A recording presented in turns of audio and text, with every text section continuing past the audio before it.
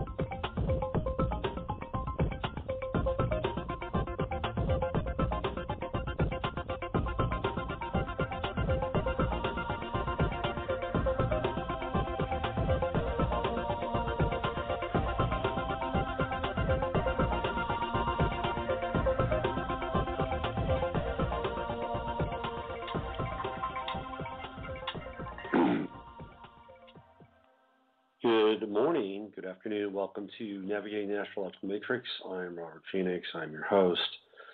And today is the 22nd of January. And we're going to have Heather Dodge on here as soon as she dials in. And we're going to be talking about the Great Chart, which is her life work, something she's working on for quite a while.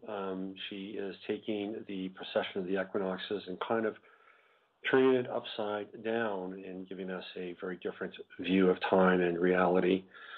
So until then, I'm going to prattle on here for a little bit.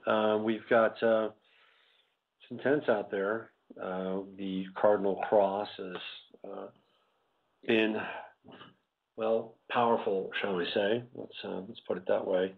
There's a lot of change going on in personal lives, relationships. And it's catalyzing, the Cardinal Cross is catalyzing us and trying to get us to move and change and transform at a deep level. And it's a crisis in some people's lives. And that's the energy that we're dealing with the Cardinal Cross. Today, let's just get into the stars for a little bit here, find out where we are. Punch it up. There we go. Let's see. So today we have the moon in Libra, 15 degrees, sun, Aquarius, 2 degrees. We got Mercury in Aquarius at 17 degrees. And let's see, Venus in Capricorn, 15, and then Mars in Libra. So we're coming out of the Cardinal Cross a little bit with some of that energy. Today, birthdays for the 22nd, we've got Michael Hutchence, the late Michael Hutchence. Today would have been his birthday. Of course, the singer of In Excess. If we look at Hutchence's chart, let's check it out here. He has Mars and Saturn in Capricorn in the 12th house. And, of course, Hutchence died by auto-asphyxiation. And the Mars-Saturn conjunction in the 12th is a pretty interesting indicator. Mars in the 12th is violence, and conjunct Saturn is... It's a pretty potent combination. Now, there's also a connection with something behind the scenes with, Bob Geldof and his wife, Paula Yates, who also passed away. And That's a pretty interesting aspect. Geldof was accused of, in some circles, he's been accused of being involved in the death of Hutchence. He also has, if we look at his singing, he's known for his voice. He's got Mercury on the ascendant, and that is in Capricorn. He's 1 degree Aquarius. And the instability that we can see in the relationships with Hutchence can be found in Uranus over in the 7th in Leo. We're doing some equal, I guess it's close to being an equal chart house, but not quite. So other birthdays today include, let's see what we got here.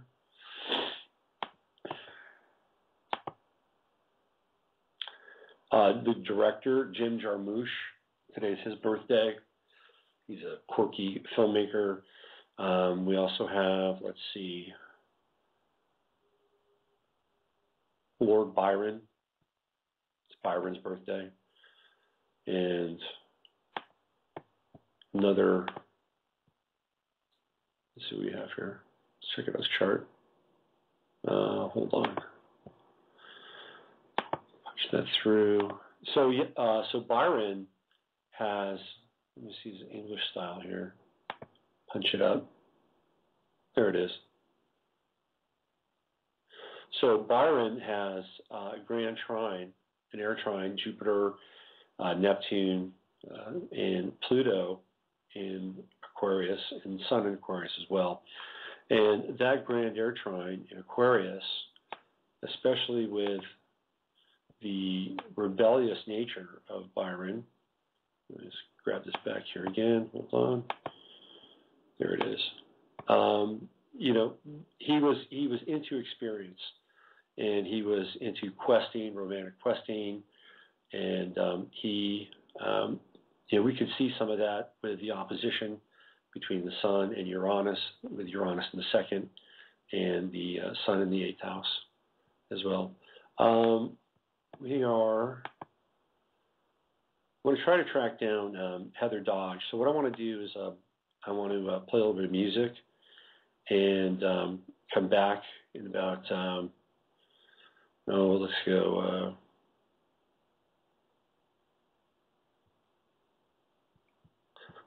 6 minutes and 44 seconds. This is Mystical Sun, and you're listening to Navigating the Astrological Matrix.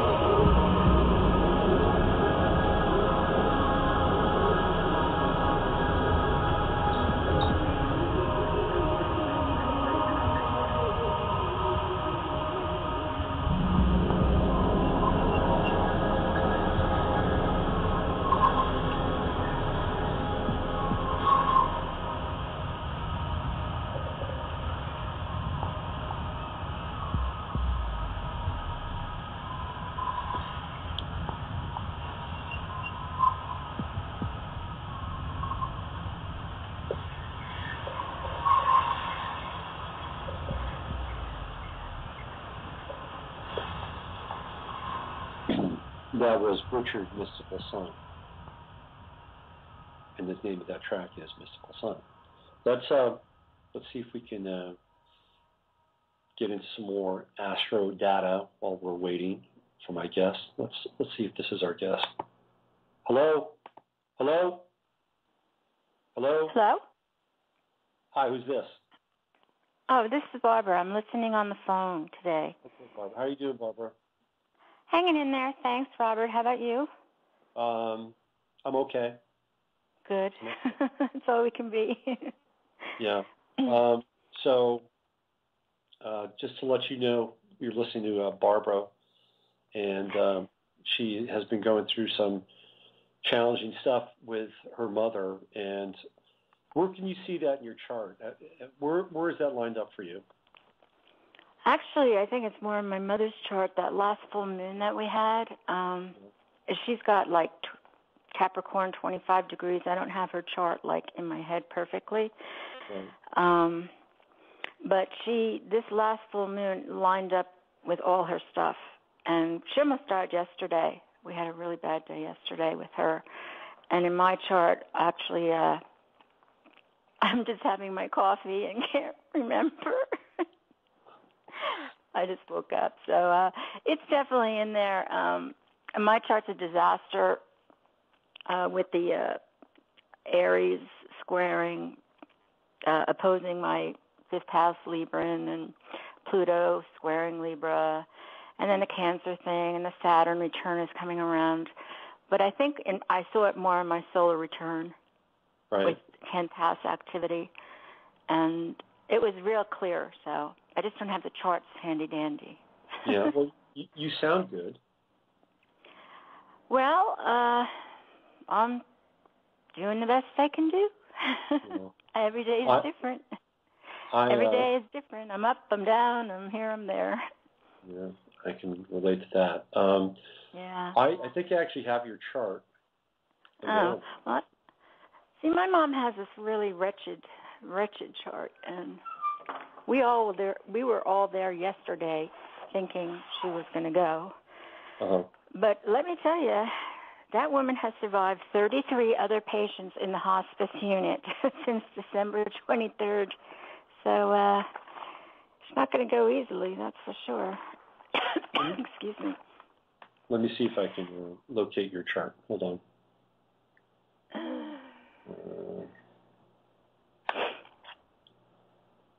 So I got my mom's chart out. Where are you?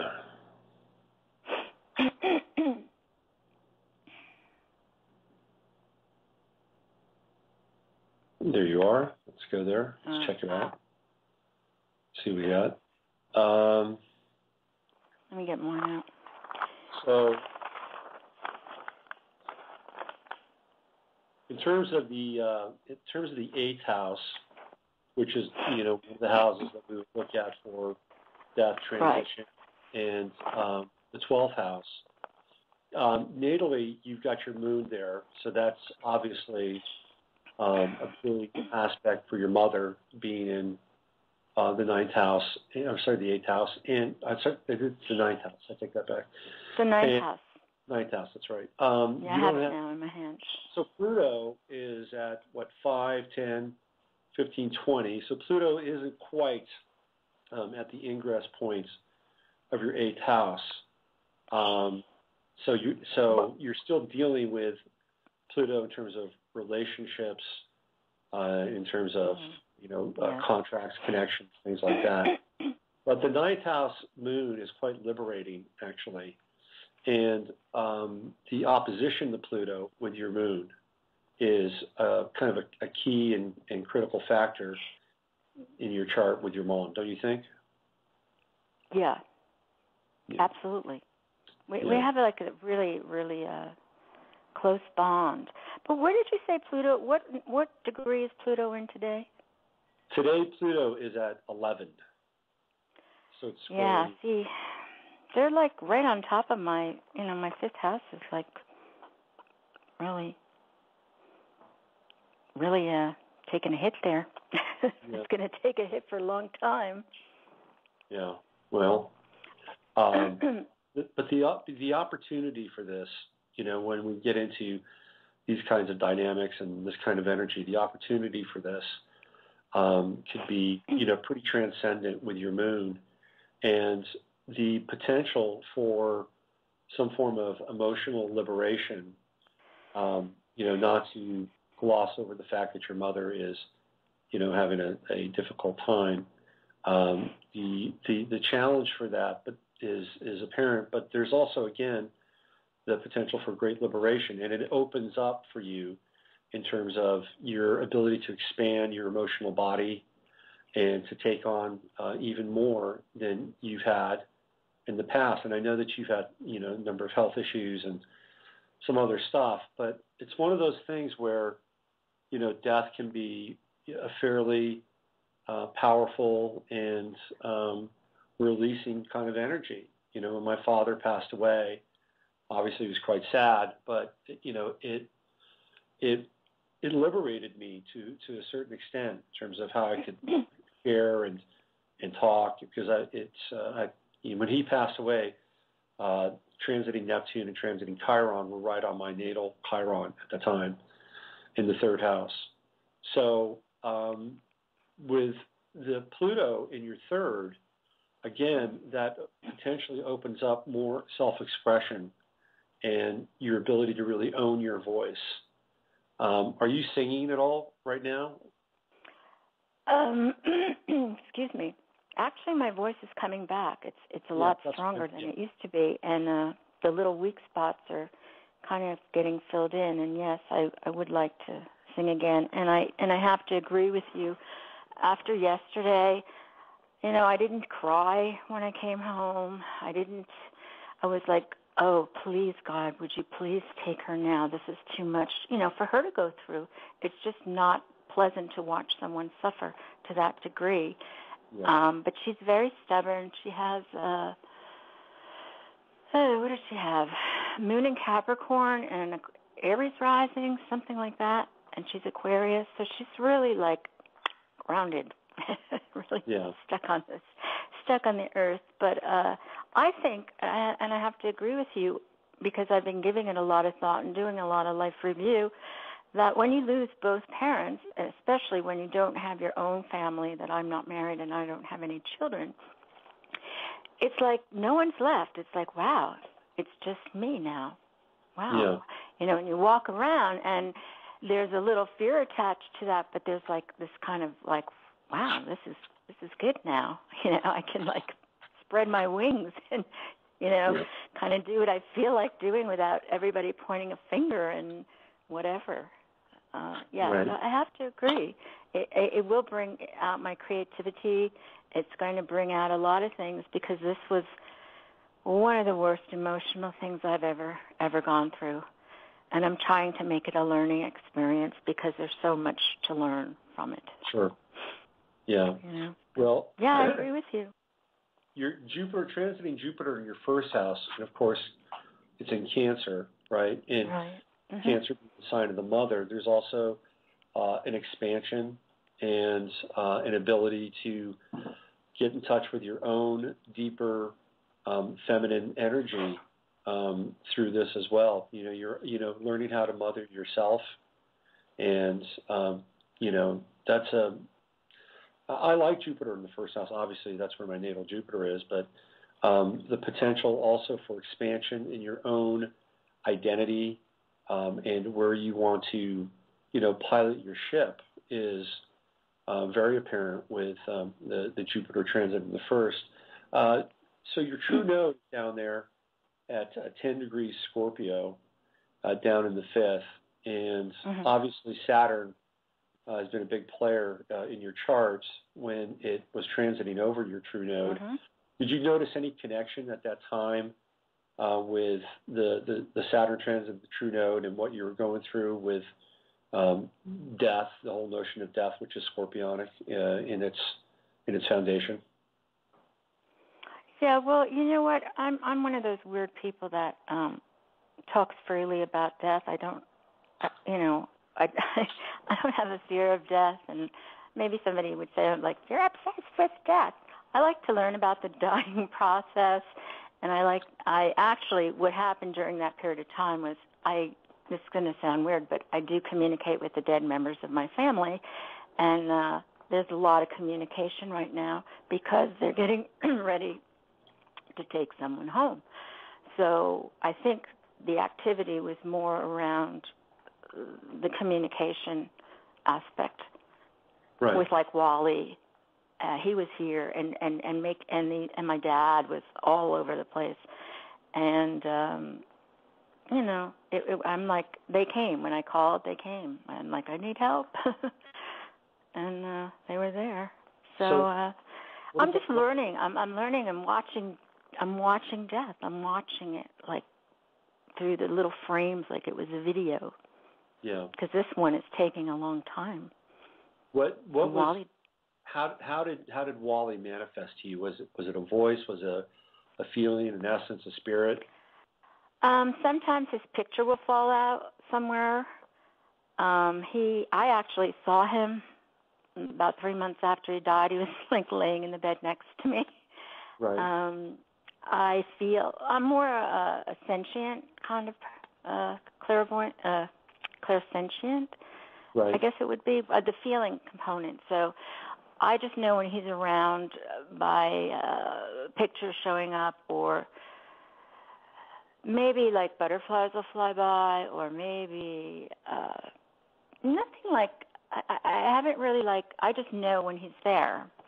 I don't know how to, explain it. I'm more like on the knowing side of things, know. Right. I don't see things. I don't hear him speak. Maybe a certain song will come on. That was our song because I'm into music, so I get a lot of messages through music. Yeah. So, yeah, he manifests that way for me. Now, and he's always with me. You were also dealing with the death of animals, too, right? I mean, oh, my God. 14? 14 little pets. And now I think my bird is acting very peculiar. I hope he's not sick either. He's acting a little weird today. But yeah. And that kind of opened up my education to animals and pet therapy. Yeah. So interesting we stuff. make it all a learning process. I lost my summer. That was my bird I had her since she was about 7 weeks old. So that was a huge loss for me. And, the pets. What house rules pets? I didn't know that. Pets is the 8th house. Mm-hmm. It's the 8th house. I'm sorry. 9th house. It's the 9th house. 9th house. All right. Yeah, 9th house rules animals in general. So, yeah. I guess when Neptune was passing over the moon, I guess then they all got sick. Mm-hmm. Maybe. Right.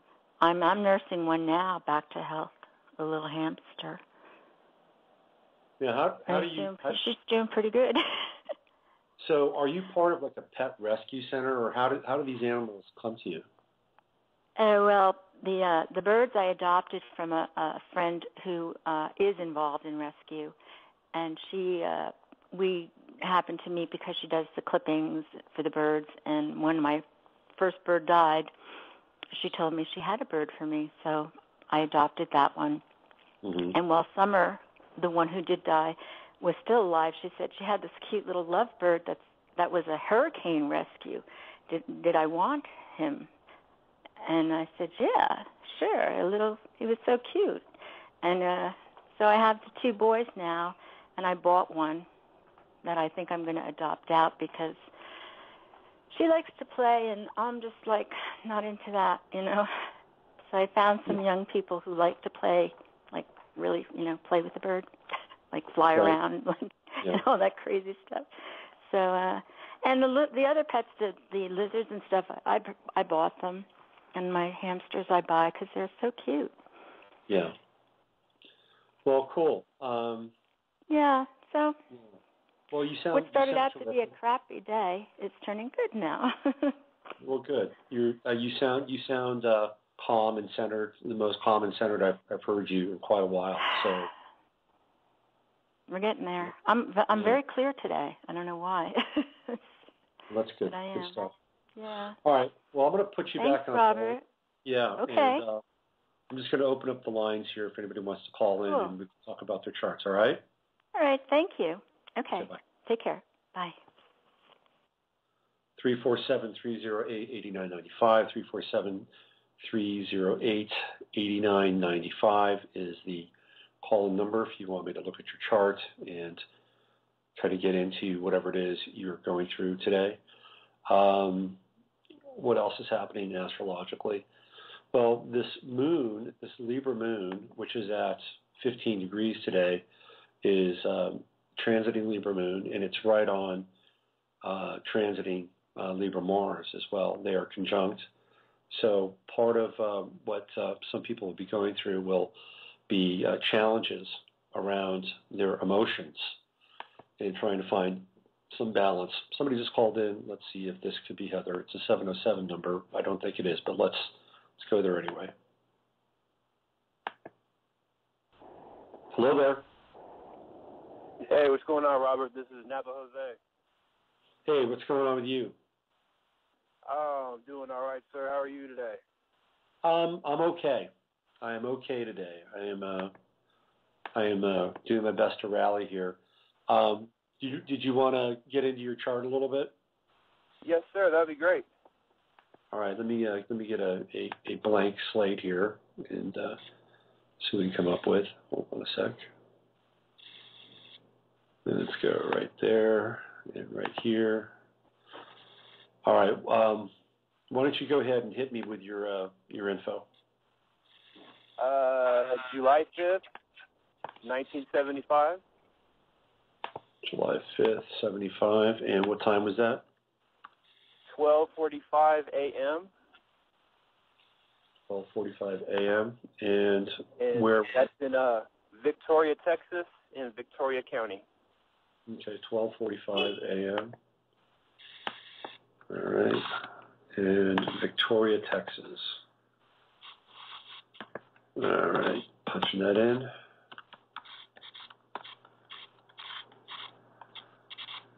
And let's see what we got here.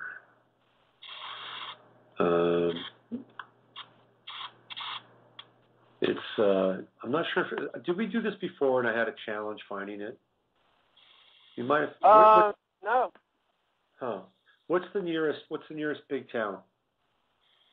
To Victoria? I have no idea. I lived there 3 months of my life, and we were gone back to California. So. Okay. I have no idea. I just know it's Victoria. There's two counties there, and every time I put it in on a computer or something, and one will be some county, and the other one is Victoria County. And I know that's the county that I was in. So. I found it. All right, here we go. All right, so you've got Aries on the ascendant, which means Uranus is in your first house, and that's been there for about 1.5 years. Now, this would be kind of an interesting exercise. Have you changed your appearance at all with Uranus in the first house? Meaning, like, are you taking on a different kind of either hairstyle or, have you had any kind of augmentation, tats, or anything like that? No. Well, I kind of grew a beard for a second, and last night I shaved it off to a mustache, and I haven't done that in about 1 year. Okay. That's about it. So one of the things that Uranus can do in the first house is it can help us, play with our identity or take chances with our identity. With Aries there in the first, it would also manifest in kind of more of a desire to experience and express your own personal will. And, you've got Jupiter there conjunct Chiron. So that's part of, what you're here to do. You're here to, figure out how you can basically direct your energy into the world. And Uranus in Aries gives you unique opportunities to do that. And there's kind of levels of experimentation that you can, play with and use with Uranus there. Now, in terms of other planets that it's contacting, you've got a Uranus, transiting Uranus, natal Neptune trine. With the outer planets, the aspects for the individual don't always show up, but they, in terms of, hard, visceral kinds of, information, and but the Uranus-Neptune trine is very artistic and very creative. So part of this Uranus cycle that you're going through is also to help you generate, more levels of creativity, personal exploration, novelty, all those things. And with Neptune in the 9th and Uranus making that trine, any kind of travel that you can do with that Uranus-Neptune trine, Uranus is a little bit over the top now, but still you could get some benefit out of that. That travel would, open up different levels of perception and different levels of consciousness for you. You've got an opposition with Pluto and transiting Uranus, and that would have come in more towards the end of 2012. And when we get into the Pluto-Uranus opposition, it's about breaking free from existing structures in your life, and at times relationships, because Pluto is in your 7th house on the descendant, that's where that energy would show up. And you would want to have more of a sense of equality and fairness and give and take in relationships as a result of this Uranus-Pluto opposition. Sometimes the other person or partner in your life will want that. This can manifest in wanting more space at times, or wanting, an equal amount of space in any kind of relationship that you're in. And what else do we have here? Well, there's Jupiter, and Jupiter in Cancer is it's midpoint between your Sun in Cancer and your Saturn in Cancer, and that's actually a really good midpoint. Midpoints can be used to track the influence of a planet in terms of the planet that it's moving away from and the planet that it's moving towards. The midpoint planet acts like a bridge, and that planet, Jupiter, is going to be in that midpoint position until May, June, right around late May of 2014. And when Jupiter comes onto your Saturn in late May of 2014, that has the potential for a tremendous manifestation, the ability to have a kind of a vision or a sense of possibility, and then using Saturn to work out the details. A lot of times when Jupiter transits the fourth house, people can want to take up a different residence or expand the place that they're currently living in, and have more of a sense of feeling like they're home, and more of a sense of feeling connected in their root cellar. What's happening for you with where you're living? I'm just renting. I've been wanting to buy a house for a while, but just where I'm at though is perfect for my family for now. You know what I mean? Yeah. So it's kind of like one of those things where you just gotta deal with it till everyone's grown, and then from there you can make your move. But right now the housing market in the Bay Area is like it doesn't cost as much as it did, but it's still rather expensive. And as far as my situation with where my family is now, it's like it's perfect. So I don't want to interrupt that. Okay. But excellent. I do have that desire to buy a house though. Yeah. Well, when Jupiter hits your Saturn, don't be surprised if something shifts, and it may have to do with either relatives or people that are close to you, specifically family. Is your mom still around? No, she passed when I was 19. Okay. Because sometimes when we see Jupiter on that Saturn in Cancer in the fourth house, the mother can have an influence on the living situation in a positive sense. It can be anything from leaving a house to someone, or it can be the ability to actually perhaps even live with the mother. So it could come from a different direction. It might come from a stepmother, but there's definitely potential and an opening to get closer to your dream of house ownership. Where do you live in California? I'm in Napa County. Napa County, okay. Saturn's going through your 8th house, and all the water houses, well, particularly the 12th house and the 8th house, the effects of the planets that go through those houses are pretty interesting. When it's the 12th house, it can be imperceptible at times, and then like a tidal wave. When it goes through the 8th house and Saturn and makes that transit, there is a desire on the individual's part to go deeper in their relationship with, I would say, future planning on some level, because the 8th house it has something to do with legacy, and it has something to do with where you want to be ultimately. And so Saturn going through your 8th in Scorpio gets you to start thinking about these things and along those lines.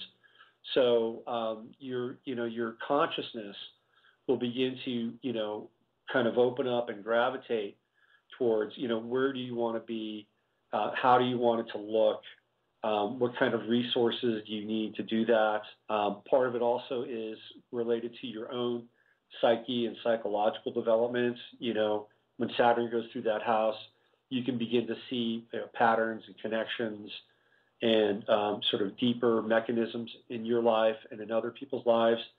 There's a desire to go beneath the surface of things with Saturn in the 8th. So that's actually, I think, a really good transit. And in December, you're going to have a Saturn true node conjunction.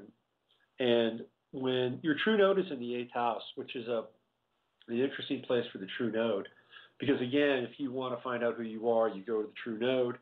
And in the 8th house, you have to make that journey into your, for lack of a better term, your underworld or your own psychic underpinnings.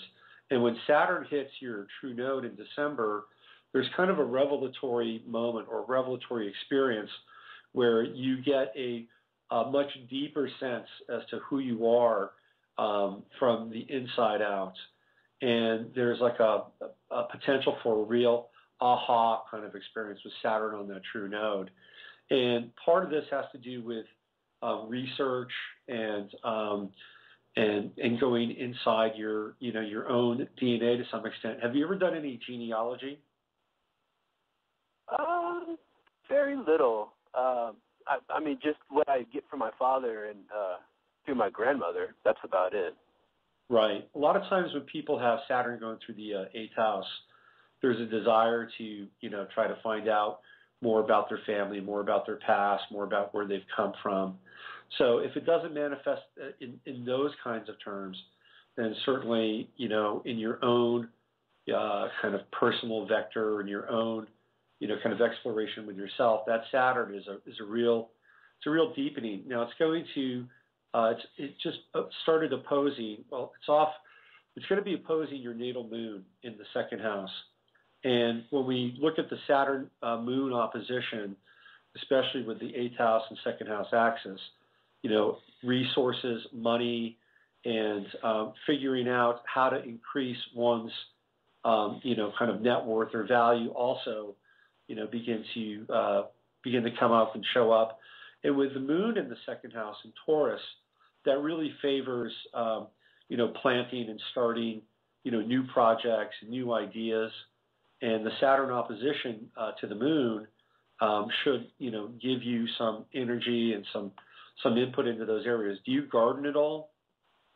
Yes, I love gardening. Although this winter I haven't been doing much of it at all because of this super drought that we're having. I mean, normally in the wintertime I could put down some winter greens and let the rain take care of it. But this winter has been pretty bad. I mean, the weather's great, but it's just off this year, this winter anyway. But yes, I love gardening, and I'll probably be planting crops. If this weather keeps up, I've been considering just, why not try and plant some spring crops and see what happens, because the weather's so nice and it's been this way for so long. So yeah, that moon in the second house is absolutely terrific for gardening. Another interesting aspect for you is Mars in Libra, and it's going to be pretty much in trine with your natal Mercury in the 3rd house. And people that have natal Mercury, especially Gemini in the 3rd house, are very good writers. There's the potential to communicate and write. And, you've got that Mercury-Uranus trine, which is very experimental and out on the edge and, looks at life and this paradigm learned from interesting perspectives, unusual perspectives. And with Mars in your 7th house, especially when it gets, closer to, late May and early June, you're going to have a Mars-Uranus conjunction.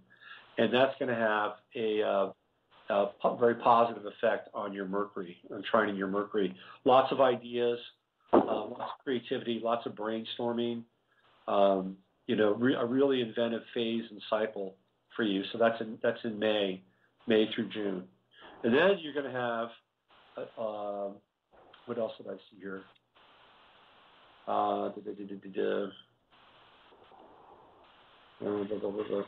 Yeah, Jupiter in Leo, that's going to be going through your 5th house. And that happens starts in July as well. So actually starts a little bit earlier, starts at the end of June, but it'll be in your 5th house. And that's great for kids and hanging out with kids and playing and, really, kind of luxuriating into the role of being a dad. I would say that, the energy for you in 2014 is actually really benevolent. The one thing that you will want to look at is transiting Chiron through your 12th house. And again, that's not really a life or death situation, but transiting Chiron in the 12th wants us to go in the direction of, much more subtle spaces, wants us to explore kind of the meaning of the afterlife, the veil between worlds. So Chiron in your 12th house is going to be there for a while. So it's about sort of making a bridge between this world and, other worlds. So that's actually a pretty good. I see a lot of really positive stuff in your chart. Pluto's up in your 10th house. How's your career going, or your work world going? I'm still trying to get into law enforcement, but right now we got to get over this cancer thing first. Should be done with this in April. Mid-April, I should have my last treatment, and then from there on, I could start focusing back on the law enforcement. So, well, the law enforcement it's just going. Yeah, the law enforcement with Uranus in the first house. I think that's a very good aspect for you, and that Uranus in the first house kind of got in the way and sort of blew that up a little bit. But I like that. I like that aspect a lot. Anything else we got going on? No, sir. That's a lot of good information. I appreciate it. Okay. Kind of puts the whole year in perspective. I have some positive things to look forward to this year. That's good. Absolutely. Okay, I'm going to put you back on hold, and we're going to transition into hopefully another caller here. Okay. Thank you, sir. You take care, and I hope you get better. I hope you get over your allergies or whatever has got you down there. Yeah, my throat is actually pretty sore today, so if my guest doesn't show up at the top of the hour, I'm probably going to transition out of here early. So here we go. I'm going to put you back on hold. Thanks for calling. Thank you. All right, 347-308-8995, 347-308-8995. That's the number. And the show is Navigating the Astrological Matrix. I'm Robert Phoenix. I'm your host. And yeah, my throat is pretty sore today. So if our friend Heather does not show up, I will probably transition out of the show a little bit early. I'll give her to the top of the hour here. So what else is out there happening in the wide, wonderful world of astrology? Let's just go back into some of the, let's go back here to the general chart. Venus in Capricorn, retrograde, that's been a very interesting aspect and interesting energy. The Venus Capricorn retrograde is, it puts all relationships under a microscope, and it goes back in time. Yeah. And it goes back in time, and it motivates us to return to the roots of our relationships, both good and bad, positive and negative. And Capricorn is a pretty stern taskmaster. So what I'm going to do is I'll play a little bit of music here, try to get something for my throat, and I'll be back, and hopefully Heather will be here. And what do we want to play this time? How about a little shakuhachi music, a little Zen shakuhachi music. Here we go.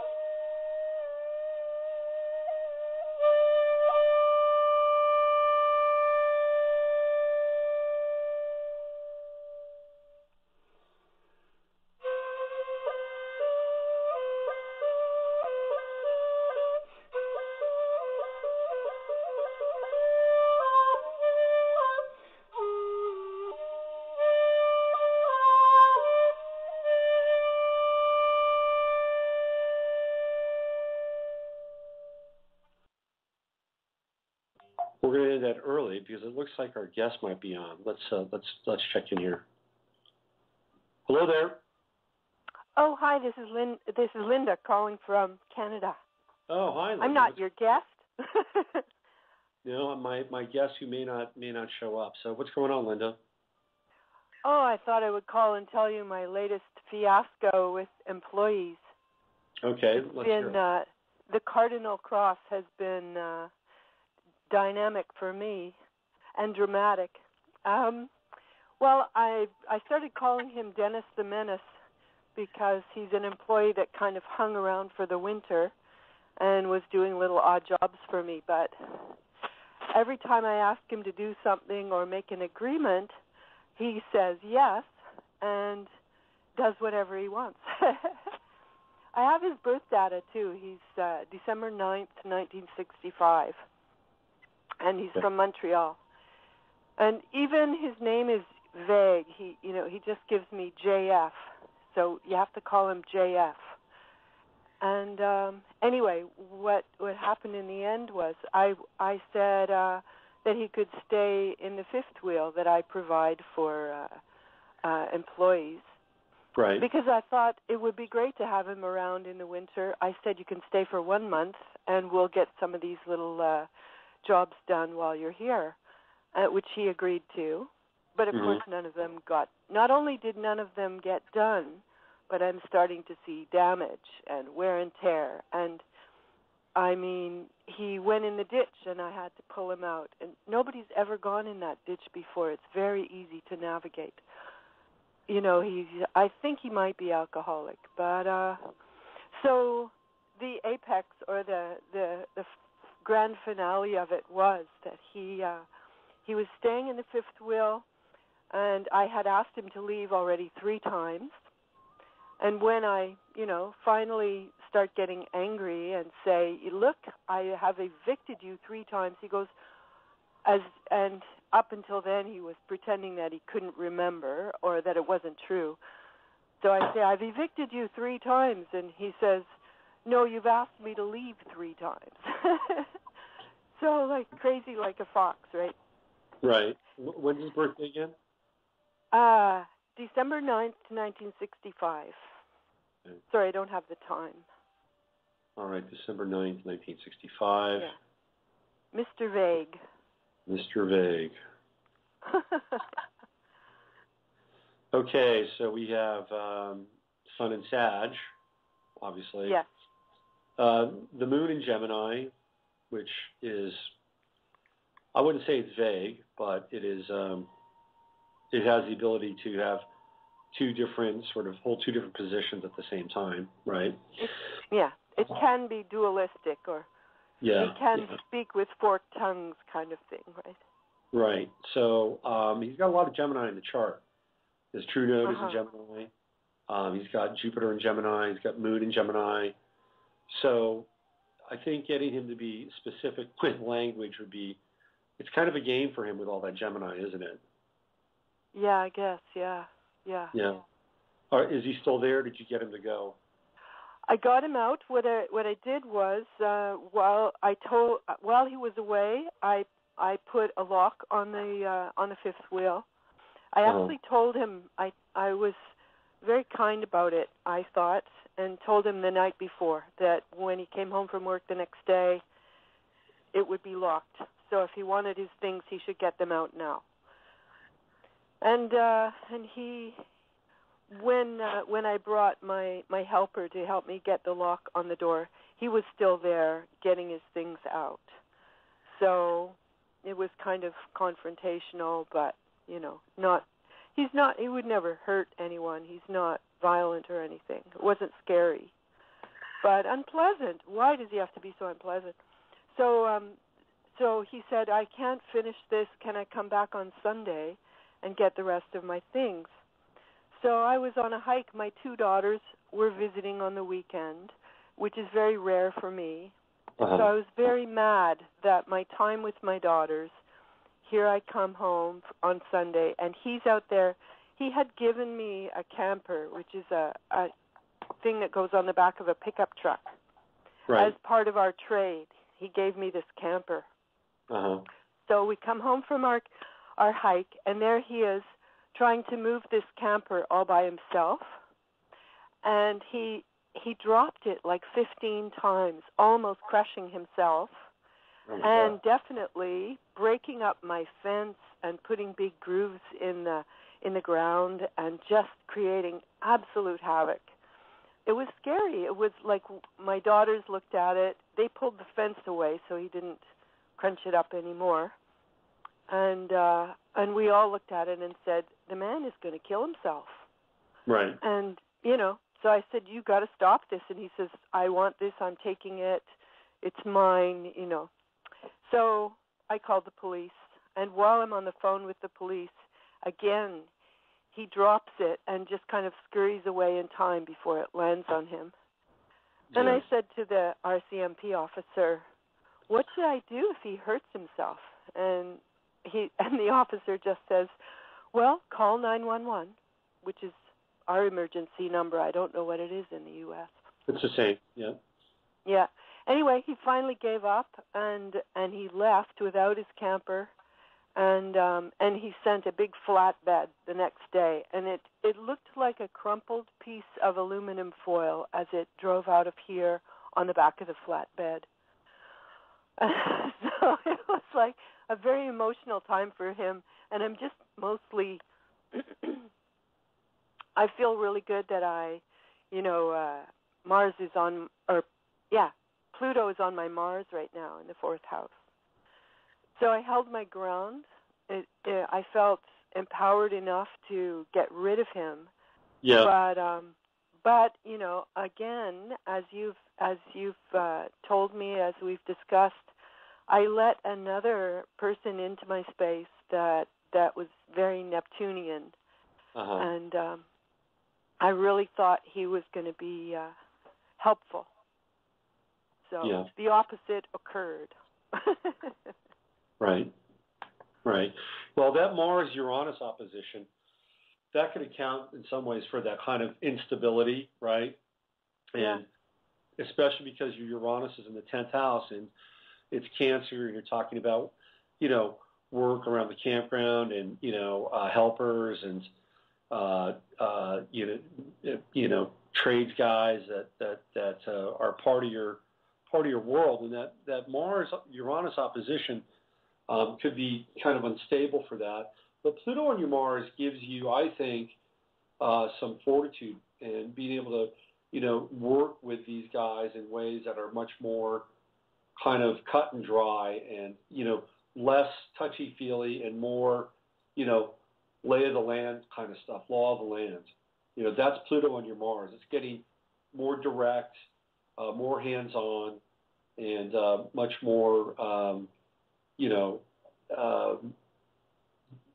demarcated and drawing lines. Does that make sense? Yes, absolutely. All of these, there have been several experiences now, and I definitely have gained some good advice, and a game plan to have a very extensive questionnaire, and also, to say to employees, okay, we're going to have a test period. So I'll get you to work for a month, and then we're going to revisit this after a month. So I'm not committed to them staying, and so it's not messy. Right. Because it is a problem. This is a tiny island, and it's expensive to get here. So when someone comes here to work, it's it is a commitment. They have to leave their home. Yeah. So what else is happening for you?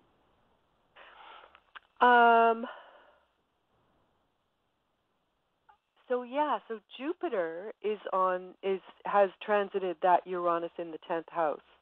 And the other thing that I experienced is that my employer, the proprietor, the owner of this campground, he's being very supportive, and he said, he pretty much gave me the reins and said, do what you think is right, and I agree with you. And this is he's quite a big, scary guy who, multimillionaire who doesn't really care about my plight in my experience. Right. But lately, I'm feeling really good support from him. And here's what I want to do is ask for a raise. I want to ask for more. It's not necessarily more money for me. I'm okay, but more money to give to employees so that I can get a better caliber of help. Right.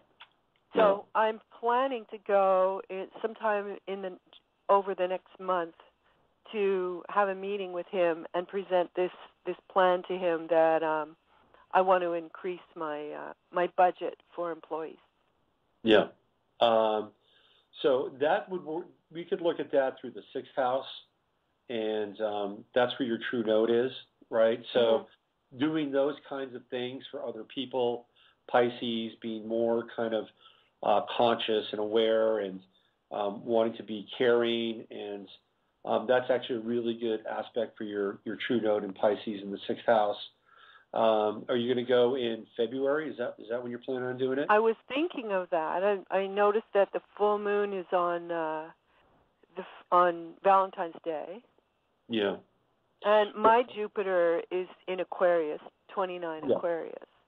Yeah. If you could get it within about a 2-degree orb, that visit a 2-degree orb of your 6th house, then you're working with that Piscean energy, and so I like the Jupiter is just about 5 degrees, so we'd read that for the 6th house. So I would try to make it right around that time and get into that Jupiter, play with that Jupiter energy a little bit.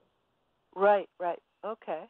Great. Yeah, because it's universal, right? I mean, you're working with for the brotherhood of man or the brotherhood of trades guys, helper dudes. Exactly, and I do want it to be that. I want it to be, have some largesse about it that it's a win-win situation for everyone. Yeah. That sounds like a good time for planning that. And another thing that's going on for me is my progressed sun is going into my 5th house at 4 degrees of Aquarius, and while at the same time progressed moon has just gone into Virgo. And so this is I feel a big shift. Virgo is my 12th house, and Aquarius, sun in Aquarius, that, in the 5th house, maybe there's a relationship. Absolutely. That's what it would feel like, definitely. And usually it would be, kind of an outside sort of relationship, an unusual relationship, or a relationship with somebody, who would certainly share a lot of your similar values, which would be nice. Oh, that would be so nice. Yeah. Yeah. All right. I think our guest is called in. So let me. Oh, well. Thanks for listening. Do you have anything else you want to talk about? No. Thanks a lot for sharing, and thanks for coming on today. Missed ya. Okay. Take care. Thank you, Linda. Bye-bye. Bye.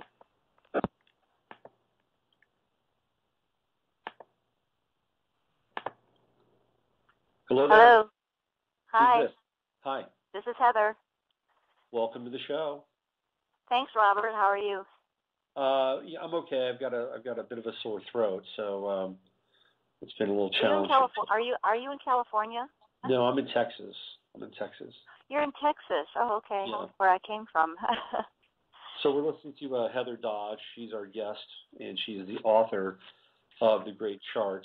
And we wanted to get her on here and talk about this work that she's been doing. So, Heather, I wanted to give you the opportunity to talk about this and try to explain what you're working on and the potential enormity that your interpretation of the Great Chart holds for people.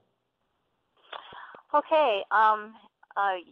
People have the links there, and if they go, it's just a one-page website right now, and if they click on the chart, they can pull it up as a PDF and then zoom in. This started, almost 30 years ago, and I was pursuing a question in history, and I was going back and back and back, and I was doing it linearly, and I was actually running out of paper doing it linearly, and I thought, well, it would make more sense to go in a circle and plot these events around time. So when you look at this chart, you're looking at two things at once. You're looking at the planet Earth, which is the circle, but it's also the Earth going through the entire precession of the equinoxes. In other words, the entire solar system going through one precession of 25,920 years. So I started plotting significant events around the chart, and I wasn't doing this for anyone but myself, just because I wanted to know. And I think that's what researchers do, is it's just a quest for knowledge. And since I had a question that needed to be answered, that's what drove this research and the development of this chart. So what did you find? Well, let me tell you what the question was first. There were actually two questions. Back in 1980, I hit what was later termed the glass ceiling, and many women hit it at the same time. And it was the return of the patriarchy with Ronald Reagan in office, and it was really clear to a lot of women at the time that our little window of opportunity had kind of closed. And I was born in 1947, so I grew up in the 50s, and we were all told that boys and girls were equal. You could achieve anything in life that you wanted to. You could even be president of the United States, on and on and on. And so a lot of us went forward with that thought in mind, and we developed careers, and we were excelling. And suddenly that lid kind of slammed down, and there were many, many women that I knew at the time that this had happened to. So I thought, well, what's going on here? Why is there an intellectual discrepancy between males and females? Why is this a man's world? Why does everybody consider this a man's world? And how far back does this go? That was the question that I was basically pursuing. And so it sent me all the way back to halfway around the precession, which is opposite where we are now, and that's the lower right-hand corner, where you see that there was that great catastrophe, the deluge, and so on. There was a matriarchy back then. If you look at the very bottom of the chart, you'll see the Magdalenian steady state, and it was the time of Gaia and the Earth Mother. And that changed partly because humanity moved into agriculture and away from hunting and gathering, and they started forming city-states, and the male pretty much took over leadership, as it were, and that has continued to today. So you have this linear patriarchal dominance and the lack of the female balance intellectually. Yeah. So that's kind of why we have these situations up in the top left-hand corner, which I've pointed out that have just occurred over the last 20 years. So you're looking at some serious disasters going on the planet just in our lifetime. Yeah. Yeah. So where are we now in terms of the great chart? Well, we're off the chart. I took it as far as I could up in the top left, where we're going through galactic alignment, and the Earth is basically in crisis at this point, and I couldn't fit anything more into the chart, so the final update was in 2012, and the double asterisks show basically where we are today, and of course we can see the engineered weather around the planet, and various other forms, the economic destruction that's going on. And so, and of course we're moving into Aquarius, which is the water sign, the water pourer, and out of Pisces, and that is going to change things dramatically. I've been reading recently where Aquarius is actually the beginning of the precession, but since it's a huge cycle, that's sort of a man-made concept. You know, I mean, the solar system is continuously traveling in this big cycle within the various constellations. Right, right. Now, you know, according to most astrologers, we're entering into the age of Aquarius. Some say that we're there. Some say that we're headed there. Where do you see us in terms of the precession of the equinoxes? Well, it's not boding well from what I'm looking at. I don't see things getting better. We have doubled the human population within the last 100 years, and with that doubling of the population is the super exponential multiplication of everything that we produce, everything that we trash, and then there's also the enormous expansion of the military-industrial complex, which most people, I think, are probably unaware of because it flies under the radar for the most part, unless people are looking for it. Mm.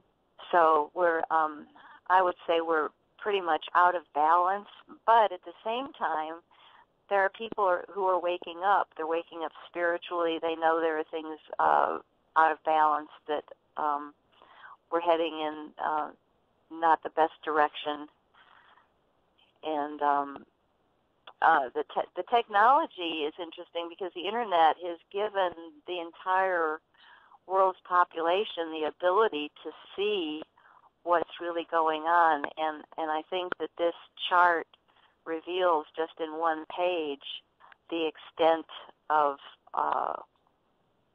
what we're doing here on this planet. Mm-hmm. Yeah. And that the gold wedge, that gold wedge that starts in the center and goes up, and the line that goes up the center, those are population numbers, and that's where I started. I was seeking out human population numbers from as far back as I could gather them. So the center, no one will ever know how many people were on the planet before the deluge. Right. But there were huge civilizations that developed these monolithic structures all over the planet, many of which are sunken now. Right. So, but afterwards, where I point out we're back to square one, and that's exactly what happened. What was left of humanity and other life on this planet was back to square one after that point, which is exactly opposite from where we are now. Now, how that figures into the Great Precession, I'm not sure, but we have rebuilt our numbers, and the amount that we are producing, both good and bad, is overwhelming. It's huge. It's massive. Yeah. Yeah. Yeah. Interesting. Have you ever looked at the time wave zero that McKenna did? Have I looked at what? Time wave zero, that Terence McKenna, that was his kind of. Yes, I'm aware of Terence McKenna's work. Right. Mm-hmm. Have you looked at and compared your great chart to time wave zero? I did some time ago, but I would have to revisit that. Uh-huh. What were some of the things that popped out to you while you were doing this, and you said, "Yes, this is a hit. This is a hit. This is a hit. This is a hit."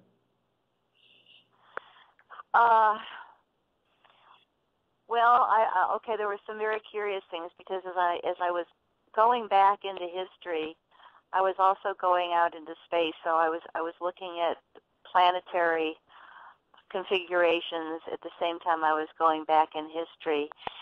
And I was especially curious about the bombing of Sodom and Gomorrah.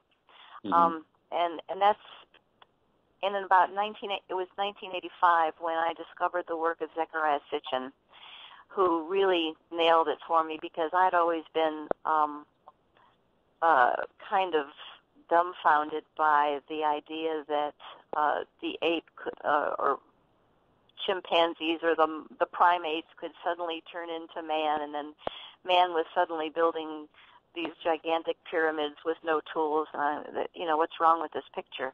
Mm-hmm. So Zechariah Sitchin, in his work in deciphering the Sumerian tablets, really put a fresh view on it, which brings us into the extraterrestrial influence on this planet, which goes way, way back. And I have no problem with that. There are a lot of people that are very squeamish about even using the term ET or extraterrestrial or unidentified flying objects. And more people are acknowledging today that this is in fact what's going on, and that we were genetically engineered to do the gold mining for the Anunnaki.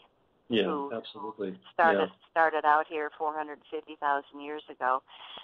So it's an interesting position that we're in now today, because we've got this enormous radiation problem continuously coming out of Fukushima Daiichi that's destroying the Pacific Ocean, life in the Pacific Ocean, and now hitting our west coast, and with no end in sight. Mm-hmm. And at the same time, we're seeing all of this new information that supersedes what's currently in textbooks. So it's kind of like two heads butting up against each other, and seeing that we could be going off in a different direction if people acknowledged where we've come from and where we should be headed. I personally think that humans are meant to continue on this planet, but we have to start acknowledging that we can't just run the planet into the ground like we've been doing. We're going to have to start taking care of it, because we don't have any neighboring planets to go to. And the whole idea of terraforming Mars or the moon, well, that's just dandy, but I don't see any trees growing on Mars or the moon. In other words, we can't replicate what we have here. And so that's kind of the dilemma that I'm seeing from this vantage point. Yeah. What else have you noticed about the different epochs and eras in your chart?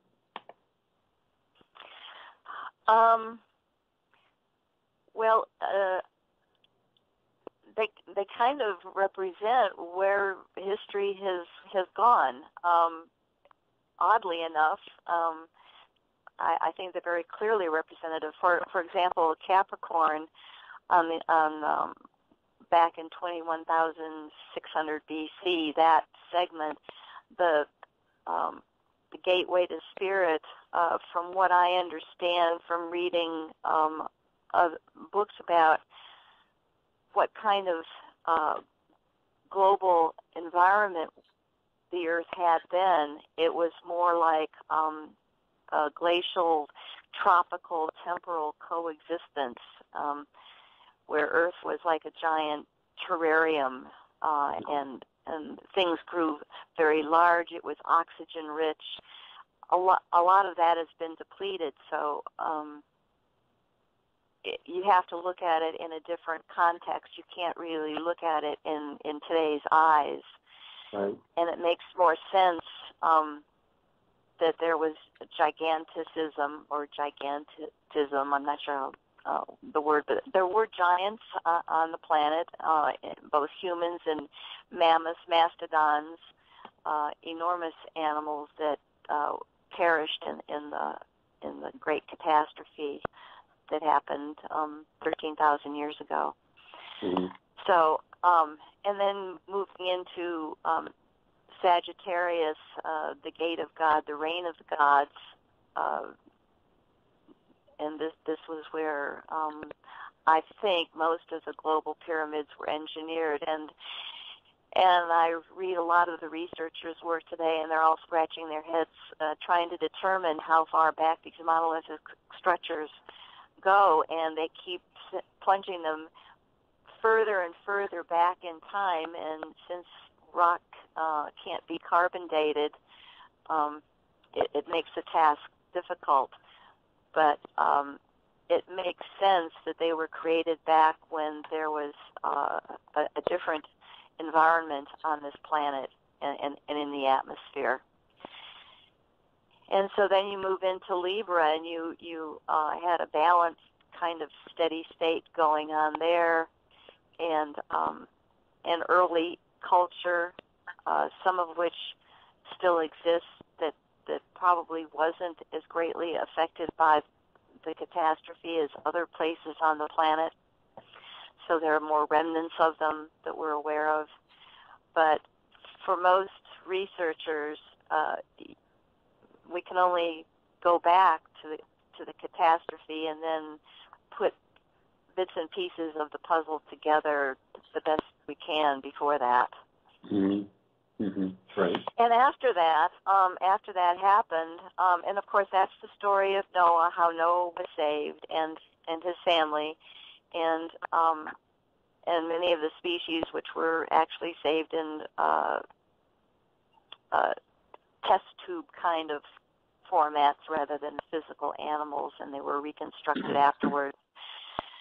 And from my understanding of Sitchin's work, the Anunnaki saw this disaster coming, and that answers the question of how the ancient Sumerians were able to know that there were all of these planets in our solar system, and that the Earth was round, and they knew of all the constellations. They had named them all, and then suddenly, over time, well, not suddenly over time, but over time, after the gods departed the planet, humanity lost all of this knowledge, and once again they were starting over, and the Earth suddenly became flat, and knowledge just disappeared. And that's the result of wars going on, just war after war after war, libraries being burnt to the ground, a tremendous amount of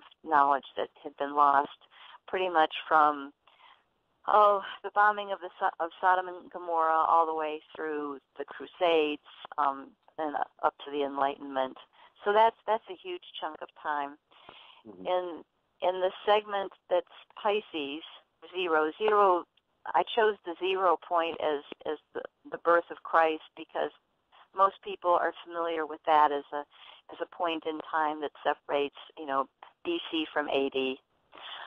And that first little sliver is the first 1,000 years of that segment, and that was just continuous warring and migration and tribes taking over land and renegotiating boundaries, and then so that's a whole dark ages segment of time. So it's remarkable in my research and living with the development of this chart over such a long time that we have developed to this point.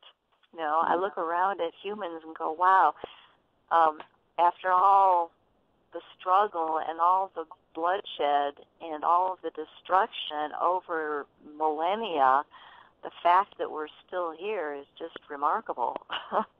Yeah, absolutely.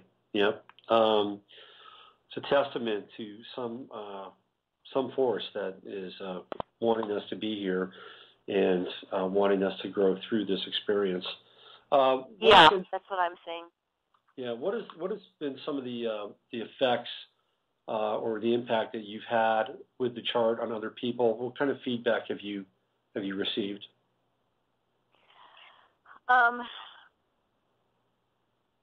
I think confuses a lot of people. I was told by a couple of tenured faculty members at a major university, one an ancient historian, mm-hmm. whose ancient history doesn't go back as far as mine, but I was told that there wouldn't be any faculty members in any field who would understand this chart because everyone thinks linearly. And I thought, wow, that's really interesting because, that's true all raised to think linearly, and this has had a profound effect on my mind because I don't think linearly. I haven't thought linearly in 30 years, and it's kind of restructured my brain to think more omnisciently than linearly. So most people are living in kind of with tunnel vision, and trying to see a future through this tunnel, and it's very difficult to do. And today, with the amount of media that we're being hit with and the programming by the media, it's very difficult for people to sort out what's important from what's not important, what's real from what's not real, what are the priorities versus the things that are okay. So I think this chart gives a pretty clear indication of where we're headed if we continue doing what we're doing. We're basically following a paradigm that was set up thousands and thousands of years ago. And if we don't shift that paradigm into a new way of living on this planet, we're in danger of losing the whole thing. And I don't know how. No, go ahead. And I don't know how to do that. I haven't really published this chart. I haven't shown it to too many people. I've been told by a few friends that it's depressing. I mean, up in the right-hand corner, I said, this is the great Siddereal Year of Earth history with milestones revealing the manipulated origin and current super exponential multiplication of humans, nonstop production, plundering, and poisoning of the planet, resulting in high-velocity extinction of life on Earth, which is a fact. I mean, there are more species being extinguished today than any time in history other than the Great Cataclysm 13,000 years ago. Yeah. But people aren't aware of it. They're not aware of the planet. We've never had to be concerned about the health and life existence of the planet before, and now we do. Yeah. Well, fascinating stuff. I'm talking with Heather Dodge, the architect of the Great Chart. Anything beyond 2012, or are we just off the chart? Is that it? Well, from what I'm seeing, we're heading toward World War III, and that is just another step in the paradigm that's already been set forth. I would give your listeners, if they want to understand this a little better linearly, the timetables of history is an excellent reference to look at. And this is kind of the cyclical version of the timetables of history. It's produced by Simon and Schuster, I think. Yeah. Yeah. And it shows in the left-hand column, it's the timetables of history is divided by segments. The left-hand column is history and politics, and then it breaks down into literature, theater, religion, philosophy, learning, visual arts, music, science, technology, growth, and daily life.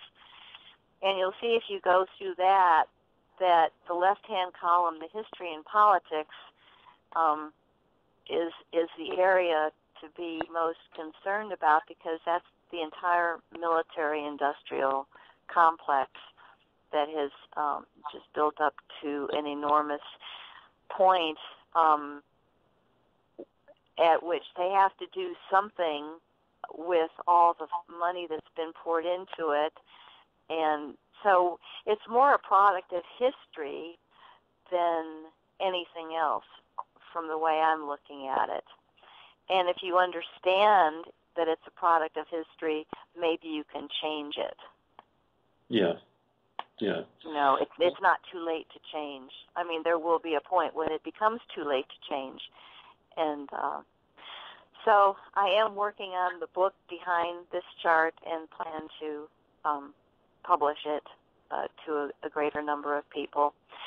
And I kind of have just been keeping it to myself for some time, because I was looking at how humanity was responding to the extraterrestrial aspect of all of this, and it makes a lot of sense, and it's making a lot of sense to more people about the connection between extraterrestrials in history, in ancient history, and what we're seeing going on now.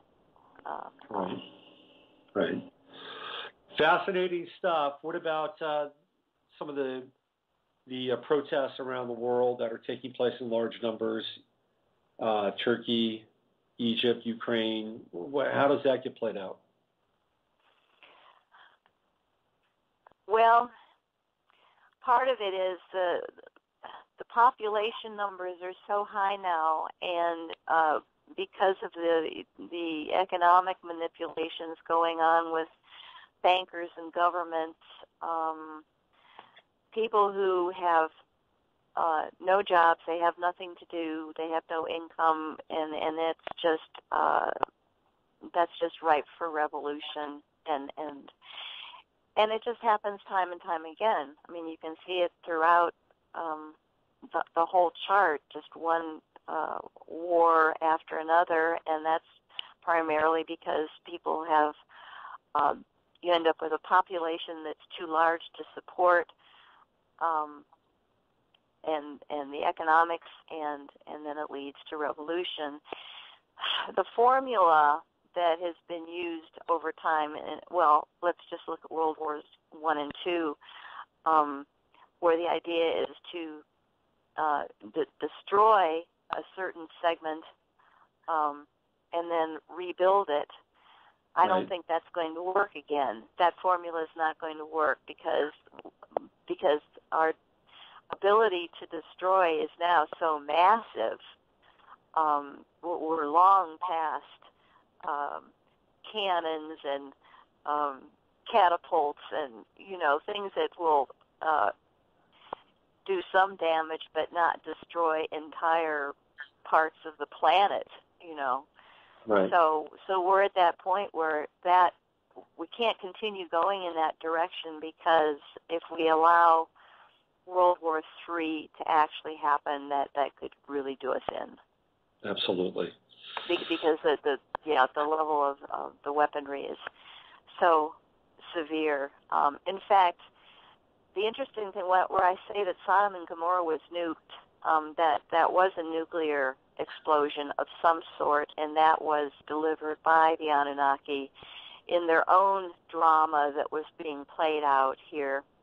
And there are remnants of on the Sinai Peninsula of where there was a nuke that had gone off because everything had been turned to glass, and so we have, as human beings, we're not on the same page, but you can see how humanity has discovered what the Anunnaki were already using thousands of years ago. So it's almost as if, oh boy, the kids have found the matches, we're in trouble now. Right. And so that's where we are, but that's not how people see it, and certainly that's not how the military sees it, because they're seeing it as individuals within a big system that is not of their creation. It's something that's been handed down. And if you look at history as a continuum, it all makes a lot more sense. And once again, that's not how we're taught history in school. We're taught it in little chunks and little bits and pieces that are never connected. I think I had an advantage in doing this kind of research because I was teaching English right out of college, and I had the opportunity to develop a humanities curriculum, which I did and taught, and that was a beautiful course because it put so many pieces of the puzzle together, how music and philosophy and war and religion all fit together and how one affects the other, and that is a much more logical way of learning history than the way it's been taught for the last 100 or so years. Wow. And that's another thing that has to do with memory. We have no conscious memory of our past, and we have no sense of chronology. And that's why I put some of these things in here, like Galileo and how he was put under house arrest for the rest of his life because he did recant that the Earth was not the center. Well, he was going along with what Copernicus had discovered, that the Earth is not the center of the universe. It was actually the sun is the center of the solar system. Giordano Bruno, went on shortly after Galileo to proclaim to colleagues that there are surely other planets out there in the universe that have life and intelligent life at that. And Bruno was burned at the stake in 1600, and that's not so long ago. Yeah. So, so I tried to put points in here, and of course I kept adjusting them over the years since this was 27 years in development. But I wanted to show how things affected each other over a great span of time. Yeah. Well, where do you go from here? What do you want to do with this? Well, I really think that the chart needs to be explained. I think it's difficult for people to look at this and grasp what all is going on with it. I have a different perspective in that I developed it from nothing. I just drew a circle around a pie plate Yeah. and segmented it and started from there. And so I've lived with it for such a long time, it makes perfect sense to me, but I think it needs to be explained in terms of how this affects us today. Yeah. And it has nothing to do with politics. It has nothing to do with anyone who may be in office today. It has nothing. We're all just little gnats down here. I mean, you look at this chart, you can see hundreds and thousands and millions of people who've come and gone before us. And so what could we do today to affect what has basically been handed down to us? Here's the situation. What do we do about it? And for people to walk away from it, and I'm seeing a lot of that, people saying, well, there's nothing I can do about it. And then they go back to watching television. And I think that's we're going to have to develop some sense of human responsibility overall to start paying attention to what's going on here. Right. And do something about it, not just talk about it, not just say. Well, for example, we've got chemtrails over Patagonia, Arizona, the last couple of days, and there are so many people who are just in total denial about that, and that's been going on for over 20 years. Yeah. And that's another factor that's destroying the bird populations, and we've got bald eagles going into convulsions and dropping dead in Utah, and it's not a good situation. So before we end up killing everything, and then we're next at the top of the food chain, we're going to have to deal with it. Yeah. And take the blinders off. Yeah. Well, I want to thank you for coming on here and sharing this. This is a pretty revelatory stuff, and I think most people know it, understand it, feel it on an intuitive level. But to see it mapped out and to see it in such an awesome long stretch of time is it's pretty remarkable.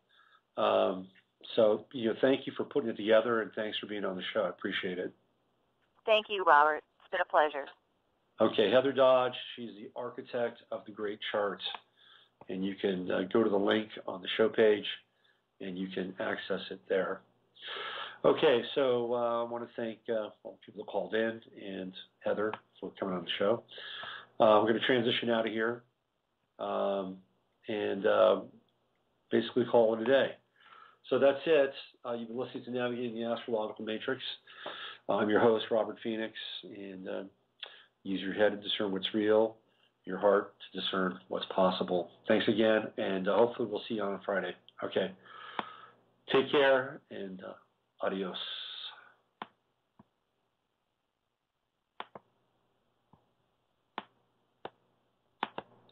We are living in a computer-programmed reality, and the only clue we have to it is when some variable is changed and some alteration in our reality occurs. We would have the overwhelming impression that we were reliving the present, déjà vu, perhaps in precisely the same way, hearing the same words, saying the same words. I submit that these impressions are valid and significant, and I will even say this: such an impression is a clue that at some past time point a variable was changed, reprogrammed as it were, and that because of this an alternative world branched off.